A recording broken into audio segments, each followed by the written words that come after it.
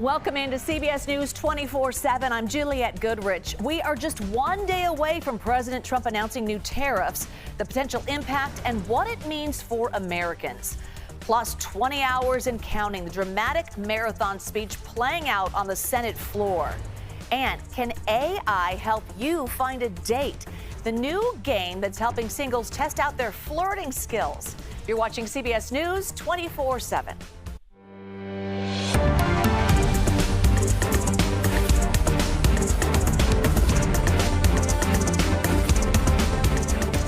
Reciprocal tariffs expected to roll out tomorrow. President Trump hasn't given many details about the tariffs, promising to reveal all at a ceremony in the Rose Garden tomorrow at 4 p.m. Eastern.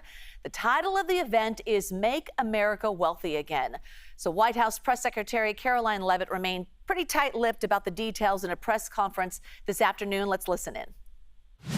The president said last night he has made a decision and a determination. I was with him in the Oval Office earlier, and he is going to announce that decision tomorrow. I don't want to get ahead of the president. This is obviously a very big day. He's with his trade and tariff team right now, perfecting it to make sure this is a perfect deal for the American people and the American worker, and you will all find out in about 24 hours from now. All right, that was the briefing. CBS News White House reporter Olivia Rinaldi has been following the story for us. Olivia, thanks for joining us. So a lot of hints as to those tariffs. Are we getting any idea as to what it will be and the nations impacted? Well, Jules, not many details out of that press briefing today from Caroline Leavitt. She did say that Trump is still meeting with his economic advisors to talk specifically about what exactly they're going to be targeting tomorrow. We're very scant on the details. Something that the Treasury Secretary has been saying lately, though, is what he's calling the dirty 15%. It's not a 15% tariff, but it's on the 15% of countries that have particularly high trading deficits with the United States. So think about China, think about some of our European partners, think about Canada even. Donald Trump, or the President Trump rather, has been talking about that 250% tariff that Canadians have on U.S. dairy imports. Trump has signaled that out specifically as something he is likely to put a reciprocal tariff on. But as I mentioned, we still have very little detail specifically about what will be targeted. We've heard certain industries that could be targeted. We know Trump put on some automobile tariffs earlier in the week, but we could potentially see some tariffs on the lumber industry, on the pharmaceutical industry. And then, of course, there's the question ultimately of how this impacts the American consumer. What does this ultimately come down to in terms of their pocketbook, what they will be paying? We know a tariff is something that's paid on the people who are paying for the product, not necessarily the people who are developing the product. So it's certainly a question of what is going to be passed down to the American consumer. The White House is being very tight-lipped on specifically what that is, saying we will learn more tomorrow in this event that will be happening at the White House, which they're billing Make America Healthy Again, or Make America Wealthy Again, rather. Sorry, there's a lot going on, a lot of making America different things with this White House. There is, and we're talking about 24 hours from now. Let's talk specifically, though, about Make America Wealthy Again. That's the coin phrase. It's the event. So what do we know about that? Well, we know it will be happening tomorrow at the White House. It's a particularly big event where they've invited a lot of CEOs to come to the White House, particularly for this event. What I'll be watching for specifically is any from the big three. So that's Stellantis, Ford, and General Motors. Those are the big automakers. And of course, that's a contingency that Trump really had to kind of flirt with during the campaign. These are people that not only did he go to Michigan and Wisconsin, where a lot of these auto plants still are, but also their workers. These are people that Trump appealed to. Think about UAW, the auto workers, as well, that union.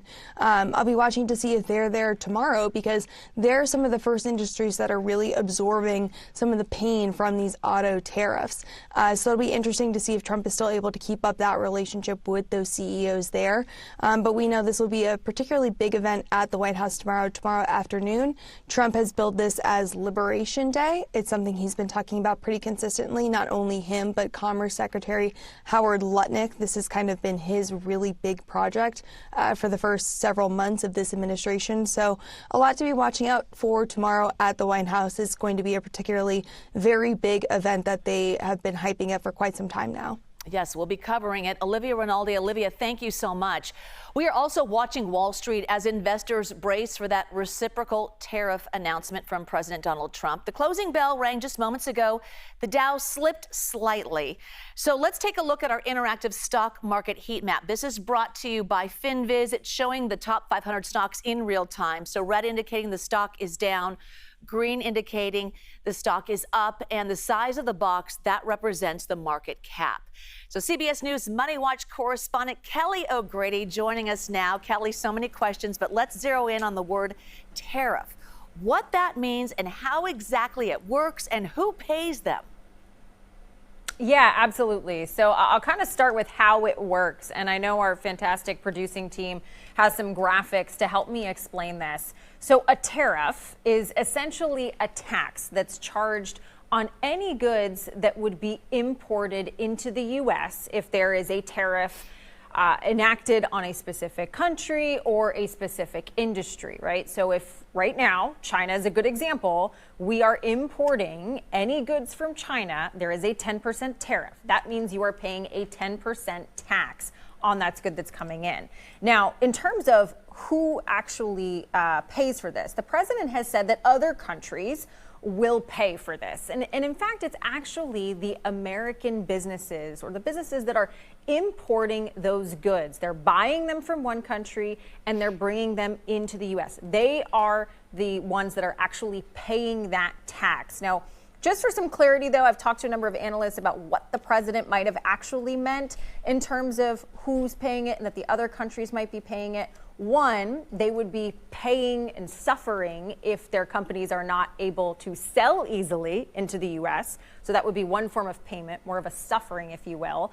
And then another is that those companies from other countries might lower their prices to offset that tariff to still make it attractive for companies to buy from them. Finally, who collects it? Where does the money go? So right now, Border Patrol actually collects it at the port of entry when that's coming, that container, that good is coming into the U.S. and that money goes to the Treasury. However, the president has identified an external revenue service potentially that they might create in sort of contrast to the internal revenue service that collects taxes from all of us. They haven't, though, gave clear sort of an idea of what this is going to look like. That's just something that has been floated. Now, who ultimately pays for it, Jules? How does it impact consumers? Well, that company that has paid that tax when they're importing a good from somewhere else, they likely pass it on to us, the consumer. And that's really why you have heard everyone talk about tariffs and inflation and higher prices. Yeah, absolutely. So what are you hearing from businesses about how they are navigating these waters? So as Olivia said, there's just so much uncertainty. We don't know what countries, we don't know what products are going to be announced tomorrow, what industries. And so I have talked to executives in the auto industry, in the manufacturing industry, in the retail industry, you name it. And there's just such a need for clarity because these businesses are going to have to either one, bring manufacturing here, which is part of the reason that the president is trying to put these tariffs on to incentivize domestic production of goods here. And that's going to cost millions, billions of dollars in some cases. They have to determine, is this a long-term thing or is this another negotiation tactic? And then the other thing is what countries, because maybe you're sourcing something from China, but you can also get that product as a business from Vietnam or Thailand or maybe a country in Africa. So just that clarity of what countries to turn to, whether you have to invest, it requires so many decisions and a lot of time and money invested. And so everyone that I'm talking to is just going, I'm paralyzed right now, and I'm looking for that clarity, Jules. Yeah, we're all looking to you to answer that, but we'll know in 24 hours. Kelly, as always, thank you so much. All right, to Capitol Hill now, where Senator Cory Booker is still delivering a marathon speech. The Democrat has been talking all night and afternoon. He started at 7 p.m. Eastern time yesterday and is still speaking at this hour. That's more than 20 hours and counting. Booker says he is protesting against President Trump's policies. So let's take a listen. I rise tonight because I believe sincerely that our country is in crisis. And I believe that not in a partisan sense, because so many of the people that have been reaching out to my office in pain, in fear, having their lives upended. So many of them identify themselves as Republicans. I am going to fight for your Social Security. I'm going to fight to protect the agency. I'm going to fight against unnecessary cuts that hurt the service it gives. And today into tomorrow, I'm going to stand as long as I can. As long as I can, I'm going to stand and read stories like this. Please let me know how you are responding to this situation and what steps you, Senator Booker, are taking to defend our Constitution and the rule of law. Thank you for your time, and I look forward to hearing from you soon. I hope at this early morning hour at almost 8 o'clock that maybe you are listening, because I hear you. I see you, how people are getting hurt already, how the benefits of Social Security are already being affected, how rural places, Social Security offices are being closed already. And the question of why, under the guise of efficiency, but you're hurting our elders who deserve dignity in their retirement. I read letters, and it actually got me emotional in the middle of the night, where somebody would detail all their challenges. They would render personal information to me in letters about their struggles with health care, about their conditions, about their pain, about their hurt, just sending it out to their government official that they've never probably met, hoping that they might just listen to you and be activated by your voice. But then many of them ended the letter with that question: I am here to help you in any way. It really moves me, because I believe in the deep decency of our country. It's important to note that this speech is not a filibuster, since it's not happening during a debate on a specific measure to block proceedings. So what is the end game here? We asked CBS News congressional correspondent Nicole Killian.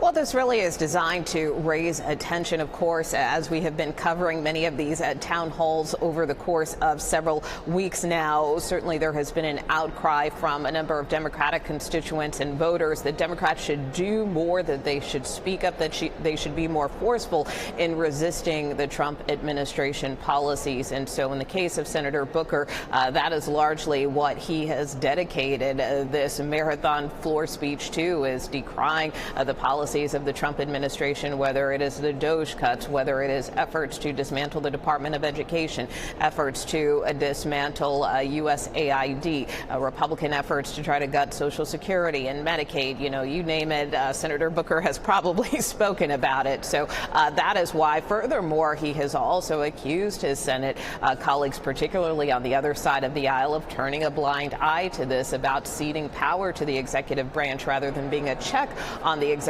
branch, and encouraging his colleagues to do their job, to stand up for the Constitution, and to execute the oath of their office in terms of Congress stepping up to do its role, rather than just allowing the administration to roll through with all of these changes. Nicole Killian. Voters head to the polls in Wisconsin and Florida, the high-stakes election, and why the race is drawing national attention. Next, you're watching CBS News 24/7.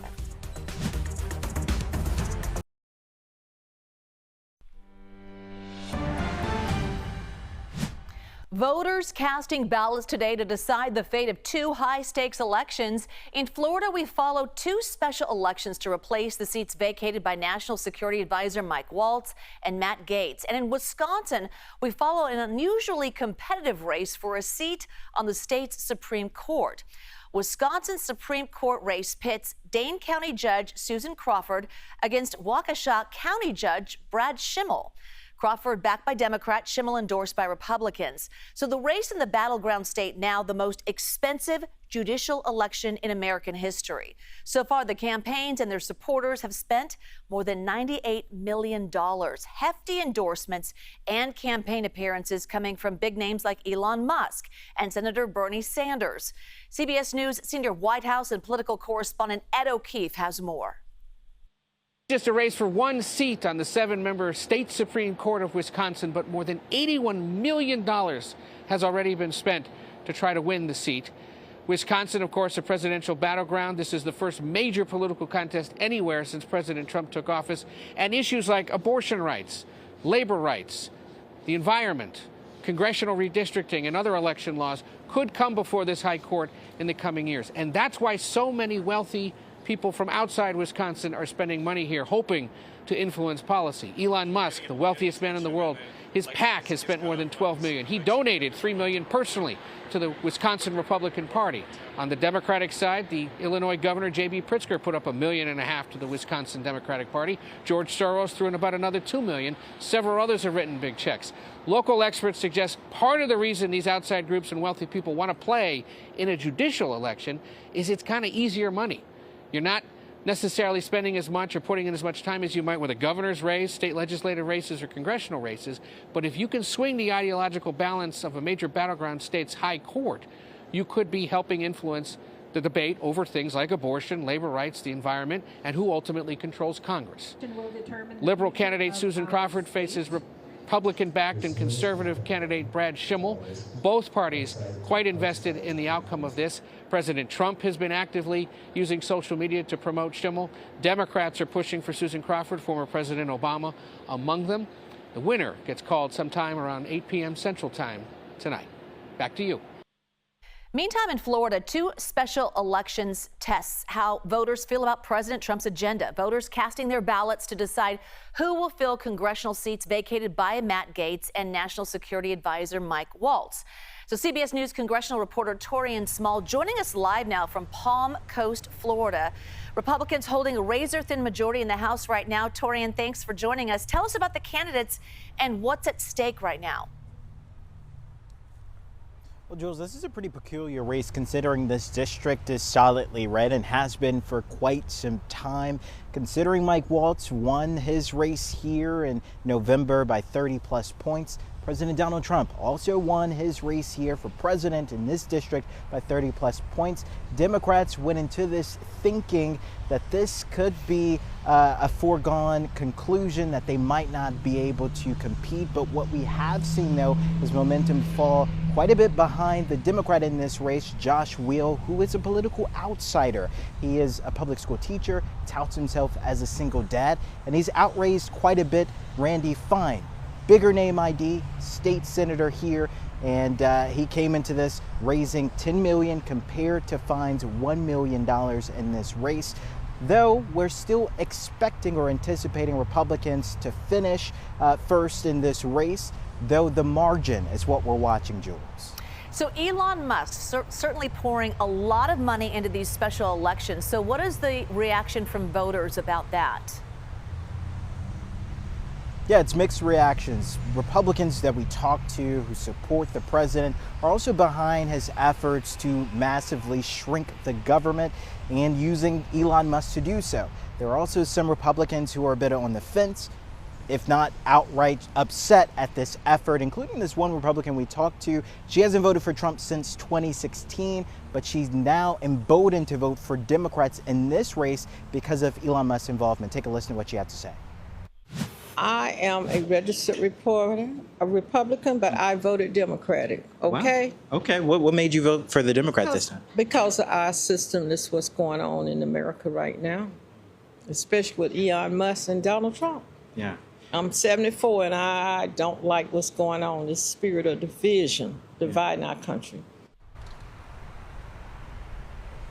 Her concerns echoes those of Democrats we talked to today and yesterday as we were on the ground looking to read in on this race. Quite a few of them quite concerned with Elon Musk, many of them touting the very significant and ubiquitous messaging behind Weil's campaign, which is Social Security is on the ballot, Jules. All right, Torian Small. Torian, thank you. Under the leadership of Robert F. Kennedy Jr., some employees are getting pink slips at the Department of Health and Human Services. The layoffs, they're starting today. They're impacting agencies responsible for research, tracking disease, and regulating food. So some employees found out that they lost their jobs when they arrived at work this morning. Some of them discovered that their security badges didn't work. And in the confusion, employees were stuck in long lines around the Health and Human Services building. One of the offices closing is in San Francisco, and that is where we find CBS News Bay Area's Veronica Macias. We spoke with the regional program manager who's in charge of 65 people in her division, all being let go, and they call the news devastating and heartbreaking for people who have made a career here at HHS. And while the writing was on the wall, and this comes as no surprise to them, they call the layoffs chaotic and also a blow to public health services. This morning, employees received a brief email informing them about their terminations, and many of the people we talked to say they've been here for years. Imagine working somewhere for 25 years and being let go because the administration, they say, believes your job is useless. Workers say last week they received the news that 5 out of 10 offices were going to be scrapped completely, but there was no indication what offices. And while the administration is aiming to cut some 10,000 jobs to streamline work, these cuts, according to workers, will soon impact the greater public. Secretary of Health and Human Services Robert F. Kennedy Jr. in a statement saying, "We are realigning the organization with its core mission and our new priorities in reversing the chronic disease epidemic." These are the services that serve the taxpayer, and they are gone. The people who administer these programs are gone. So I don't think the regular taxpayer understands how government works and how these services actually serve them until they don't get their Social Security payment, they don't get their SNAP, they don't get their welfare check. As for the workers let go today, they say they're going to take a deep breath for the remainder of the day, then decide how they're going to appeal this decision and take legal action. As for former Speaker of the House Nancy Pelosi, she also immediately reacted, slamming the decision and calling it short-sighted. Let's get to our breaking news correspondent Chanel Call now in the CBS newsroom in New York. I know you're following 2 big developments right now. Let's start with the crash in Boston. Right, some dramatic images, Jules, from that crash today. It happened at around 12:45 p.m. in Boston's Chinatown neighborhood. At the latest from authorities this hour, 6 people were injured, including the driver there. 4 people were taken to area hospitals. As for how this happened, Jules, in a press conference earlier this afternoon, Suffolk's district attorney said at this point they don't have any reason to believe that this was intentional. And Boston's police commissioner also said it appears to be a, quote, tragic accident more than anything else. Yeah, absolutely. All right, we're also hearing about new developments in the case against the man accused of killing United Healthcare CEO. So what is the latest in that case, Chanel? Right, so the Justice Department sent out a statement late this morning from Attorney General Pamela Bondi's office, and I want to read you part of it. It says, quote, Luigi Mangione's murder of Brian Thompson, an innocent man and father of 2 young children, was premeditated, cold-blooded assassination that shocked America. After careful consideration, I've directed federal prosecutors to seek the death penalty in this case as we carry out President Trump's agenda to stop violent crime and make America safe again. And just a bit of background here. Mangione's attorney had called the move by the Justice Department barbaric. In a statement, lawyer Karen Agnafilo said, quote, their decision to execute Luigi is political and goes against the recommendation of the local federal prosecutors, the law, and historical precedent. We know Mangione faces both state and federal charges in connection to the murder of United Healthcare CEO Brian Thompson. He has pleaded not guilty to the 11 state charges, but Jules so far has not yet entered a plea in the federal case. All right, Chanel Call. Chanel, thank you. We are tracking another round of severe weather in the Midwest and the South. It comes after powerful storms swept through the region, killing at least 7 people. 4 of those deaths in Michigan, where the governor has declared a state of emergency in 10 counties. And that severe weather moved on to southeastern Alabama, where a suspected tornado ripped through a school near the Florida and Georgia state lines. Several students were injured when part of that roof collapsed. CBS News correspondent Skylar Henry is in Alabama with the latest on the damage there. This is the mangled mess here in Dothan, Alabama, following Monday's severe storms in this area. This structure is now twisted metal, downed power lines, and additional debris. We're only about 2 blocks away from Dothan Prep. About 1,500 students go to the school. Parents who we spoke with said that their kids were inside of the gymnasium at the time of the suspected tornado when they noticed the ceiling lights begin to flicker, and then part of said ceiling then collapsed. Now some students say that they are concerned about going back into the building. We know that the district said that 5 had to either be seen by medical professionals on site or taken to area hospitals. They are all okay. Now the National Weather Service is here in the city assessing the damage. Our social team has more content like this on TikTok and Instagram, so please follow us at the handle CBS News.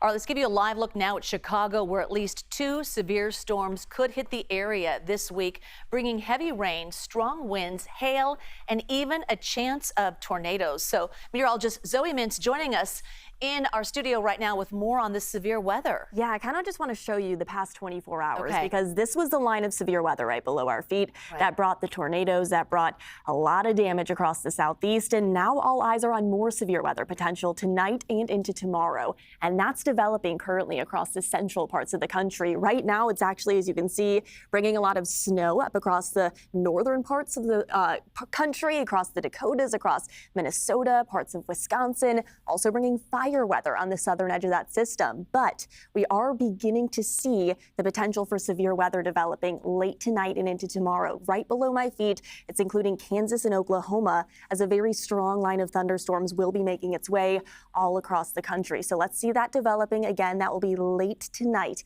and into early tomorrow morning. A brief break by the early afternoon, but then you see that strong line of thunderstorms develop across the Mississippi Valley and parts of the Midwest, where we are going to be seeing more potential for tornadoes, very strong winds, and there's going to be even more hail. That's why we have a level 4 out of 5 on our severe weather scale. This is over the Mississippi Valley. So let's break down the timing on this upcoming severe weather, because again, it's going to be a multi-day severe weather threat that begins tonight. There's that 10% risk of tornadoes over near Kansas and Oklahoma, but it extends from northern Texas all the way up towards Missouri, as we are going to be seeing again a couple of those severe thunderstorms developing late tonight. By tomorrow, we are going to continue to see again this line of thunderstorms. It's an overnight system over Oklahoma and across parts of the northern United States. It's not until tomorrow afternoon and evening, though, that we are going to be seeing that bigger threat for severe weather and tornadoes. And this is the early afternoon, 1 p.m. We're not looking at much, which is not a good thing, because all of this activity that is going to be developing is only going to be fueled by sunshine. And that sunshine earlier in the day is going to help fuel the severe weather that's going to develop later in the afternoon and evening. Again, over the Mississippi Valley, this is what we're most concerned about when it comes to tornadic activity.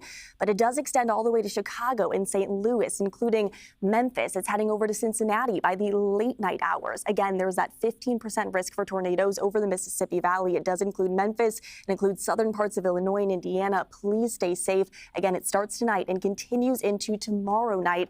It is going to be a full 24 hours of severe weather as that storm moves across the country. So prepare now, because it's going to be a pretty damaging next 24 hours. Good information. We'll continue to keep an eye on it. Zoe, thank you. A Maryland father deported to El Salvador by mistake. What happened? And what Joe Rogan is saying about how the administration is handling the deportations next. You're watching CBS News 24/7.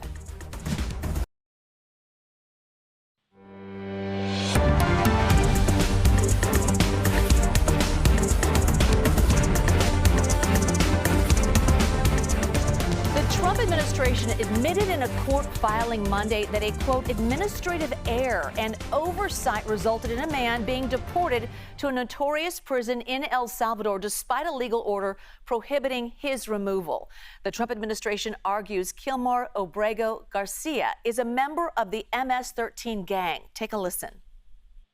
The administration maintains the position that this individual, who was deported to El Salvador and will not be returning to our country, was a member of the brutal and vicious MS-13 gang. That is fact number one. Fact number two, we also have credible intelligence proving that this individual was involved in human trafficking.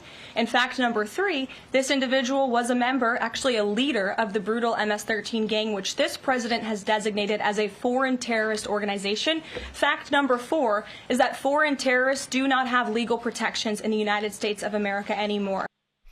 CBS News legal reporter Katrina Kaufman is here to break down this case for us. So, Katrina, first things first, how did he get deported when he had protected status? Juliet, while the administration is defending this move now, as you mentioned in a court filing, they admitted that this was an administrative error. ICE was aware that Mr. Abrego Garcia had this protected status here in the United States, but he was mistakenly sent to El Salvador. And we have also some sound here because there are even supporters of Donald Trump that are criticizing this decision, Juliet. Juliet, I spoke this morning with Mr. Abrego Garcia's attorney, and they are asking the court to order that he be returned to the United States. He says there is precedent for this. He has had clients who have been mistakenly deported in the past and been brought back to the United States when he alerted DHS and the Justice Department that this had been done in error. Now, what complicates this is that he has been put in an El Salvadoran prison, and that just makes it a little bit more difficult. But as his attorney pointed out, he's there because the United States sent him to El Salvador and asked El Salvador to put him there.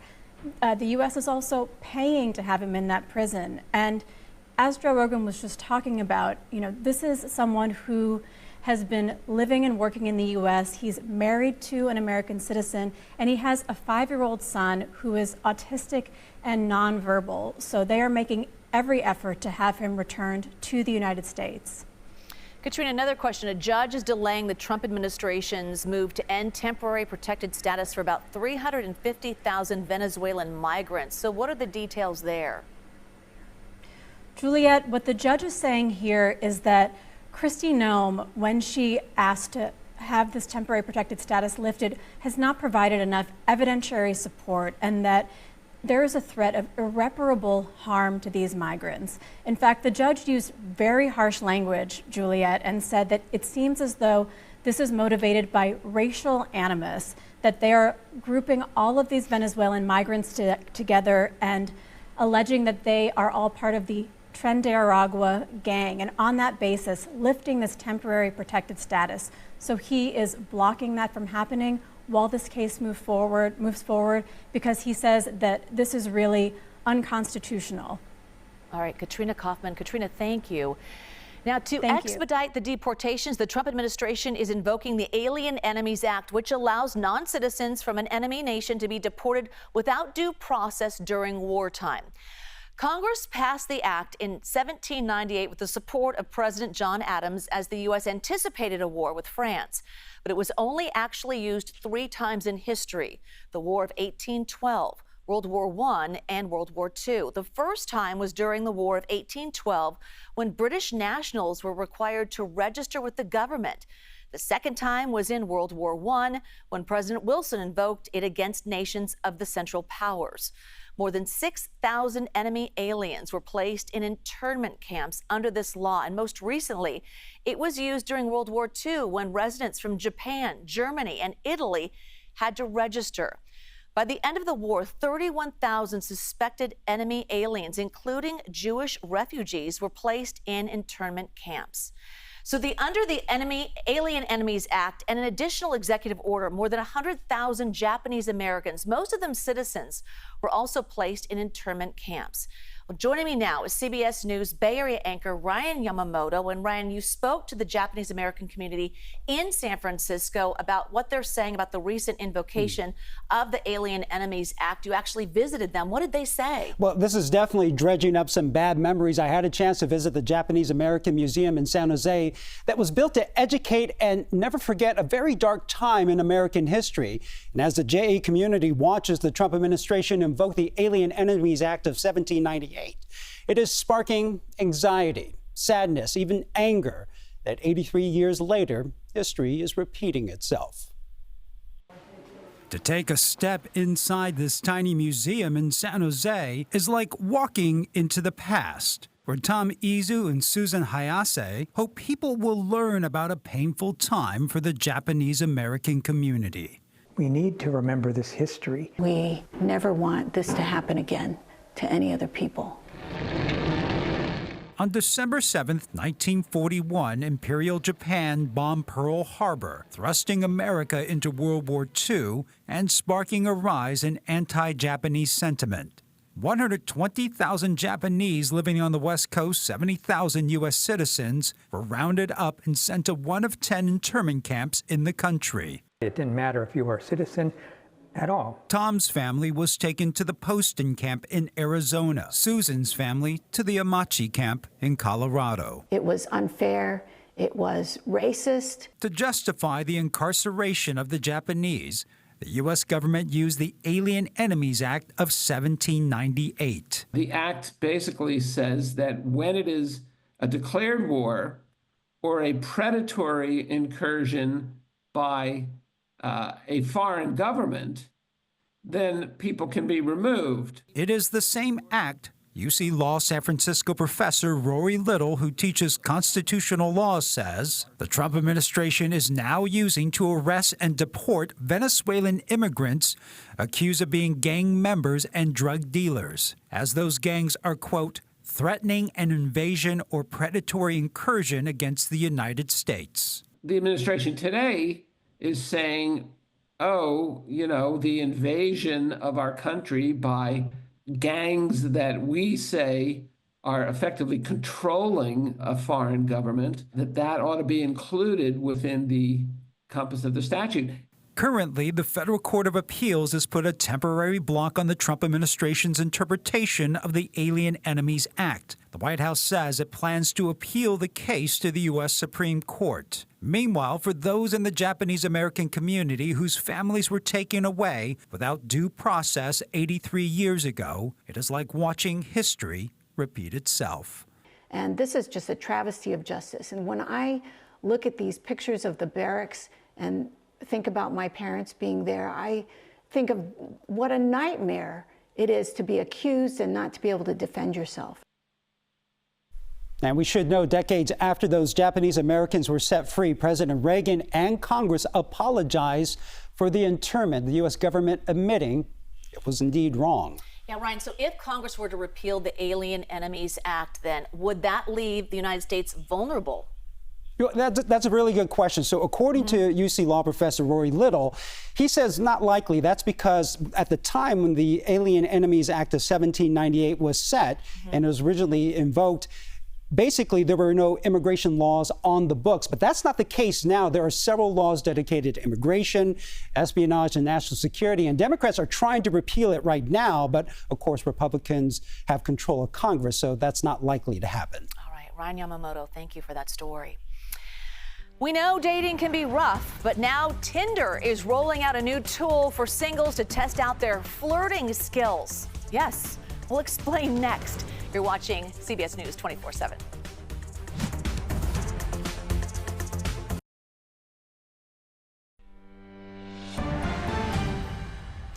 A new feature on the dating app Tinder allows users to brush up on their flirting skills by talking to an artificial intelligence chatbot. Doing a great job, hon. This is how I know you have taste. Want to go on a dragon ride? Holler at me. That's kind of you. I sure am, Nathan. Thanks for the chat. See you around. No! Oh my goodness, Tinder released a new in-app feature called the Game. Let's bring in tech journalist Yasmin Khorram to talk about this flirting with an AI chatbot. What? Tell us about this. Yes, flirting with an AI chatbot, just like every other industry, Tinder is getting into AI, this time to hopefully help you land a date on its app. Tinder is partnering with OpenAI's ChatGPT to create short, highly exaggerated rom-com scenarios. The point is to date their chatbot using your flirting skills, and you'll get some real-time feedback and advice. So if you're too aggressive, the chatbot won't really be into that. You also can't be too sheepish. You got to know what you want. It's this delicate dance of curiosity and warmth. Tinder tells me that this is all about making flirting fun, boosting your confidence. They want to make it less intimidating, really break down that scary wall of flirting with people and take it into real life. Tinder has 50 million monthly active users, Juliet. True. Half of them are Gen Z. This is clearly targeting that group. There's been a lot of posts online about it. People are having fun. I'm sure they're having fun, but when they get face-to-face, what happens? We'll have to see on that, on the game, if they're kind of in their inner ear telling them how to move in real life. Okay, moving on. So now we're talking about all of these AIs, you know, this chatbot infiltrating our daily lives. I mean, how helpful is it, though, in the end game? Yes. I mean, it is every day we're talking about it. We talked about therapy bots yesterday. Yes. Today it's flirting with chat bots. Tinder is the perfect example of dipping into AI and the chat bot craze and using it to sharpen some kind of skills. But beyond that, there's these AI companionship apps we're hearing about. People are starting to fall in love with these AI bots. Oh, gosh. I know.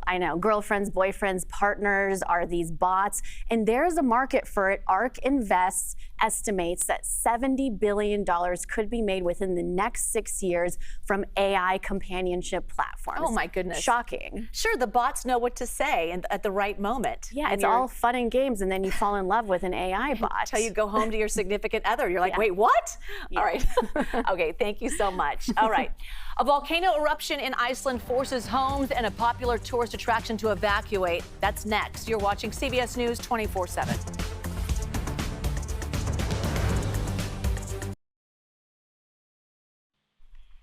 China launched another round of large-scale military exercises near the island of Taiwan. CBS News foreign correspondent Anna Korn has the latest on how the Trump administration is reacting.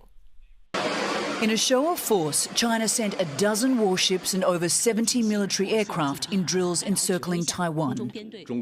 China's foreign ministry said the exercises are, quote, a strong deterrent against separatist forces advocating for Taiwan independence, calling Taiwan's president, Lai Ching-te, a parasite. This is not the first time. Back in May, a simulated attack on the territory included live-fire missile exercises. But today's move comes at a pivotal moment for the world economy, just a day before President Trump's anticipated tariff announcements. President Trump has recently said that an invasion of Taiwan would be catastrophic. So it would have a big impact if something should happen with Taiwan. At the end of his Asia tour on Sunday, U.S. Defense Secretary Pete Hegseth said the U.S. would ensure a credible deterrence across the Taiwan Strait. And Taiwan is preparing, holding its own war drills in the critical waterway last month, simulating a Chinese invasion, calling China the world's biggest troublemaker. Other news we're following around the world. At least 4 people are dead after an Israeli military strike on a building south of Lebanon's capital. Israel says it was targeting a member of the Hezbollah military group. More than 2,700 people are dead after an earthquake hit Myanmar. It was the second most powerful earthquake on record to hit the country. The humanitarian crisis was made worse by an ongoing civil war. Dozens of homes, as well as a popular Icelandic resort, the Blue Lagoon, were evacuated ahead of a volcanic eruption in Iceland today. Right now, the volcanic fissure is about 500 yards long and reached a protective barrier. There are fears it could grow further. The volcano also erupted last year after being dormant for about 800 years.